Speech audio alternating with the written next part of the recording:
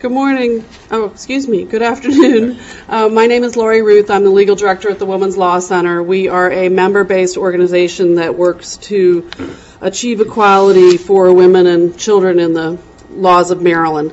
I'm here for the simple proposition to support this bill because there are people on the other side who I'm sure you're going to hear from who have these safety concerns.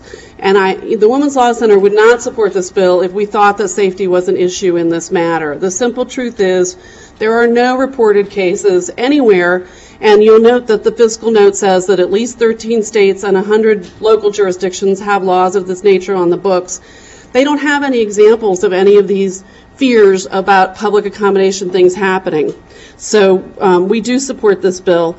Fundamentally, we think everybody should be treated equally under the law, and right now, transgender people are not. And so I can't get any simpler than that. I, like Senator Broshin, have a little bit of trouble with what the proper definition is. The Women's Law Center does not support codifying gender stereotypes, so we're not particularly thrilled with the definition currently, but I understand that there is some discussion going on about that, and I will leave that to the experts. Because I am not an expert in this. So thank you very much. We urge a favorable report. Thank you. Senator Raskin. Thank you, Mr. Chairman. Thank you for your testimony, which is very valuable to the committee.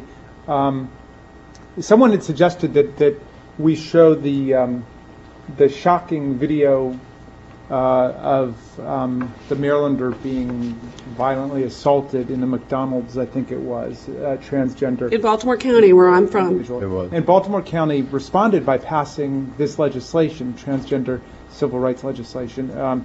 So now it's Baltimore County and Howard County and Baltimore City and Montgomery County that have it.